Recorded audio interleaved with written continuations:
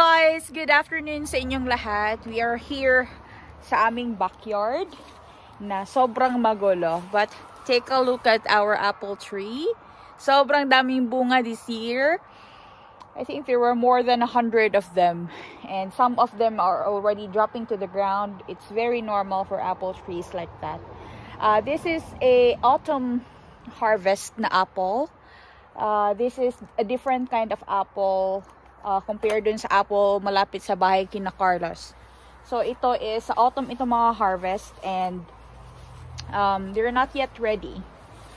Yeah, they're not yet ready. But I wanna try this one. Ito is meron siyang sira.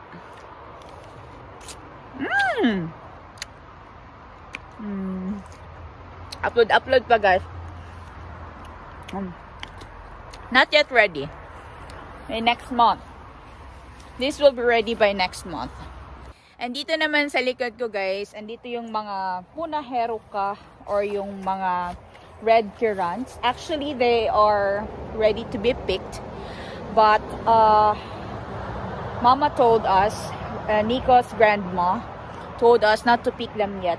Sabi ni Mama, it can stay a little bit longer there. So, later na namin siya i-pick up para mas tumamis palalo siya. So, kasama ko si Anika guys because we're going to pick our beans. Can you guess where are our beans guys? Actually, they are somewhere there. And we have here our watermelon. Yung watermelon guys, natabunan na rin siya ng damo, but it's okay because this year we are really not expecting a lot dito sa garden namin. But we have a lot of beans that we can harvest, and we're going to harvest it today. I have here my basket. I hope that we can make this full of beans. Ito yung beans na tawag na mga beans is herne. Yung kinakain siya guys, diretso, na matamis siya. So, we'll harvest them. So, ayun na si Anika guys sa trampoline. Tingnan nyo yung mga foliages na andyan, yung mga dahon. Yan is yung mga patatas. Dito guys, yung mga beans. Ayan. It's okay na nagkaganyan yan siya. But we're gonna pick this. Kasi pwede na itong kainin. Diretso. Napakatamis nito guys.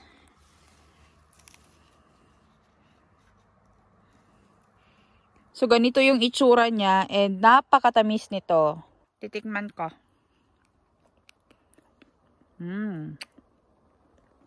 Sobrang tamis.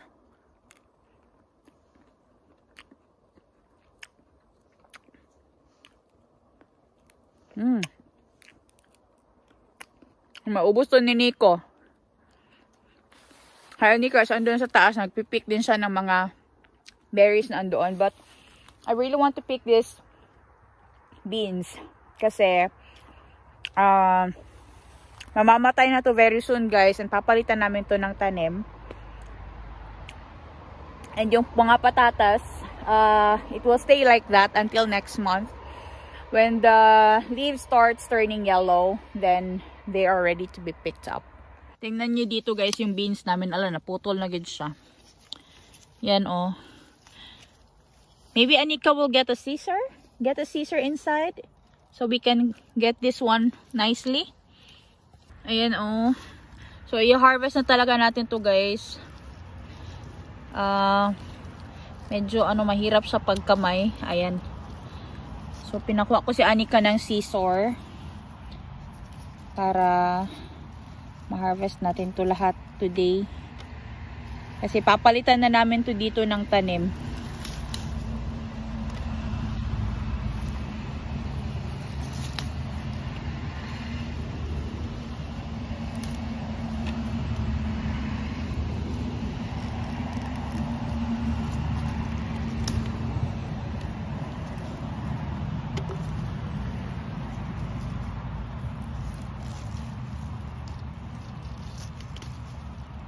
Actually, yung mga patatas, nagsa-start na sila na matumbag. Ginawan ko yan siya ng parang mountain sa gilid ng mga puno niya, guys. Para matabunan talaga sila. But since sobrang dami niya ng dahon, hayaan lang niya siya na ganyan. And when the leaves starts turning yellow, they are ready to be harvested. So, next month yan.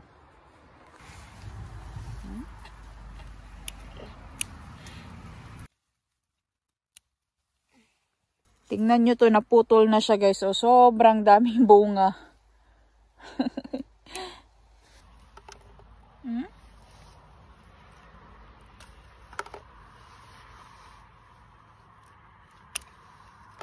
Oh. Scissor got broken? I fix it.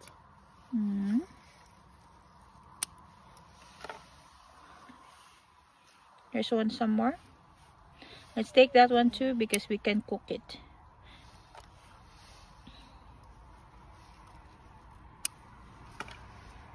There's smaller ones as well. There's some more. Tuolla. Diba? Small one. Diba? Is a big one. Yeah, you take the big one.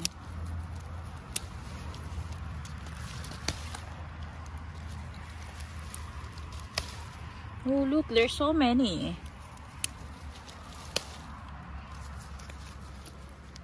This is so yummy.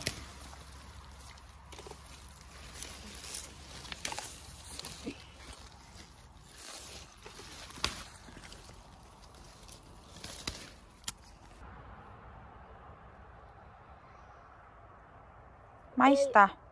Ale tiinat. How is it? Sweet. It's sweet? Hyvä. Do you like it? Hyvä. Is it yummy or no? Yummy.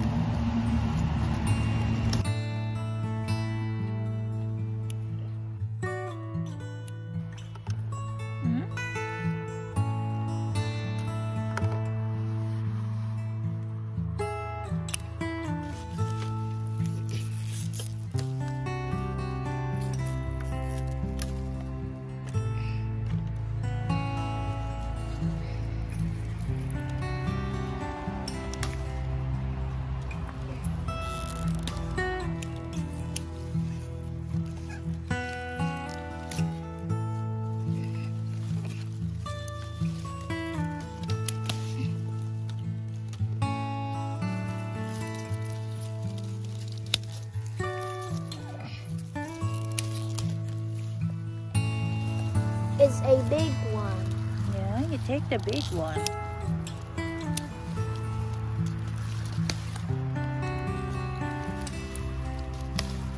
Oh, look, there's so many.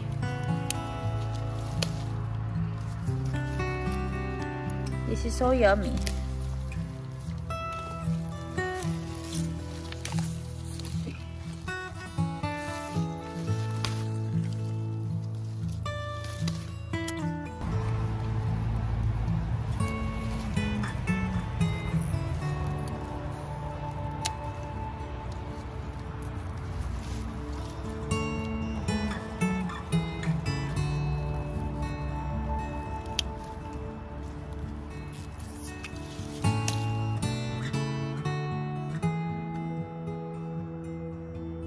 Maista. Ale tiinat. How is it? Sweet. It's sweet? Hyvä. Do you like it? Hyvä. Is it yummy or no? Yummy.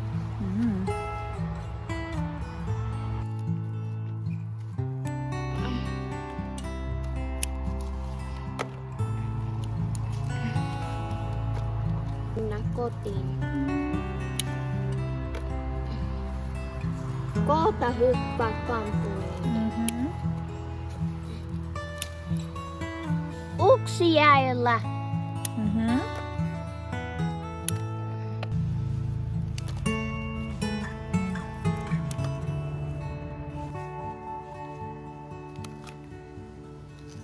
Nahulog.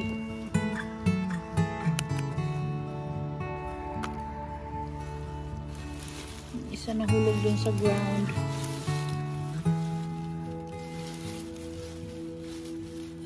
Ayun.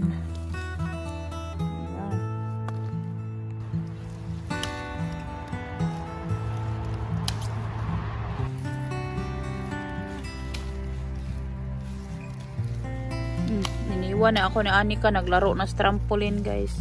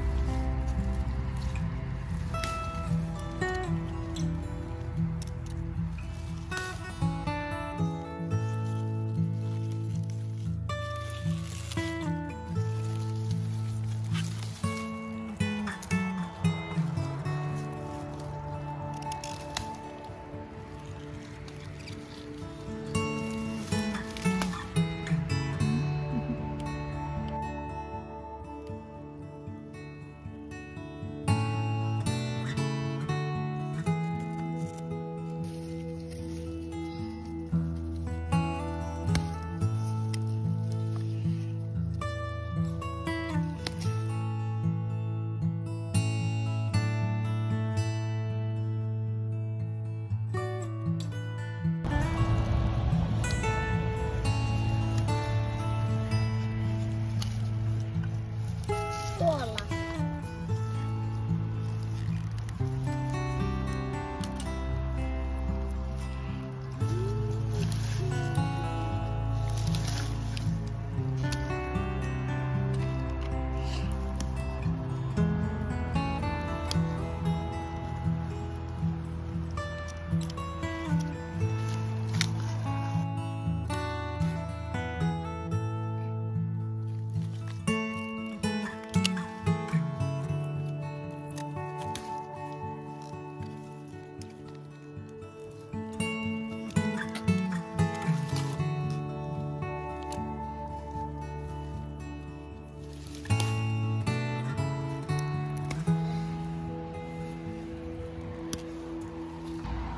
You're eating?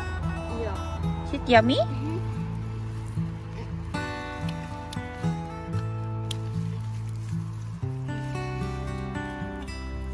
There's so many beans. It looks like a bush, but there's so many beans. Masira na yung iba dito sa ground, kaya kailangan na talaga tong pick.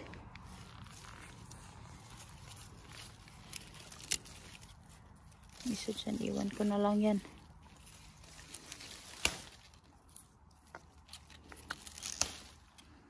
Pinapasok ko na si Anika kasi maraming mananap, maraming insect. Tapos ayoko makagat si Anika, guys, kasi merong lampinig na dumadaan. But yeah, ito na yung beans natin. Sobrang dami. Puno yung basket. Tutuwa yun si Nico pagka-uwi niya kasi favorite niya to. Actually, marami pa to guys kung hindi kumain si Anika. Kumakain kasi siya doon habang nagpipik kami. Yan, nabusog na rin yun. Kaya sabi niya, pasok na rin daw siya.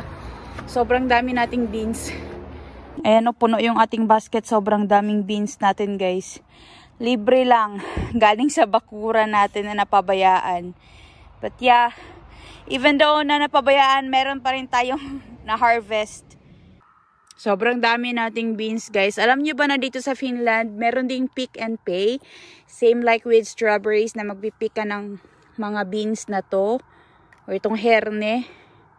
Matamis kasi ito guys. Pero kapag na-overripe na siya, like this one, ito na yung beans na hinahalo natin sa mga kaldereta.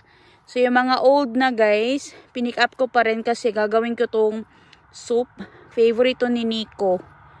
Yan. Sobrang dami nating na-harvest guys doon sa garden. Ayan o, sobrang dami, punong-puno yung ating basket.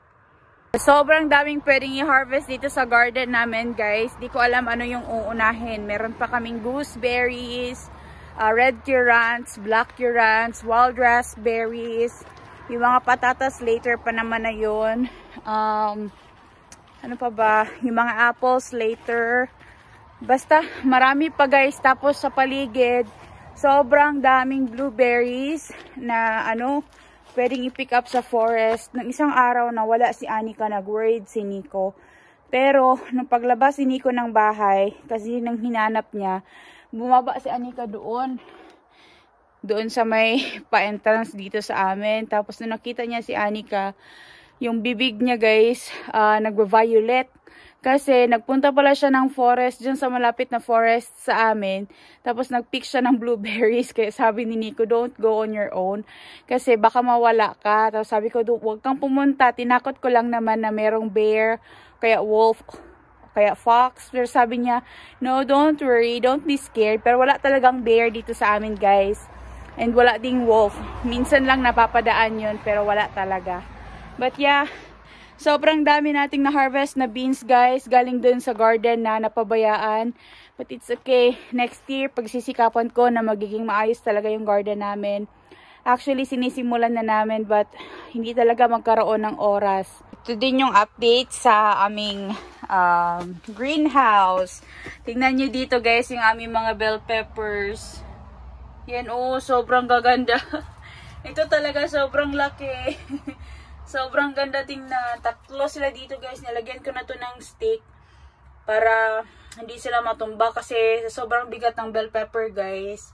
Natutumba sila. Actually, binawasan ko na ito ng dahon para makonsentrate yung nutrients doon sa bunga niya guys at hindi doon sa mga dahon. Tapos yung isa dito guys, namumulaklak na naman. Ayan Yan. Pero dito merong 2 bunga. Doon sa kabila, 3 yan guys. Tingnan nyo. Sobrang ganda. Sobrang ganda ng bell pepper.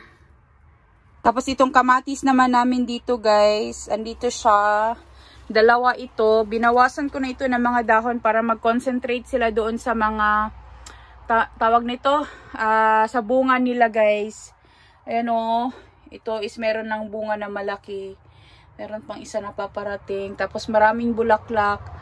So, yung isang stem nito guys, tinanggal ko na para mag-concentrate talaga siya na magbigay lang siya ng nutrients doon sa kanyang mga bunga at hindi doon sa mga dahon. Yan sobrang dami. Nilagyan ko na rin ito ng stick dito kasi matutumba ito guys. Sobrang mabigat na ito. Ayan sobrang ganda ng ating kamatis. Yung mga sili ko dito guys, ayan na sobrang daming bulaklak. Tapos yung kamatis natin dito guys na nasa pot, ayan na ayan, meron na rin siyang bunga, sobrang daming bulaklak. I think tatanggalan ko to ng ibang dahon para mag-concentrate yung nutrients doon sa mga bunga niya guys. Ito pa yung ibang mga kamatis dito.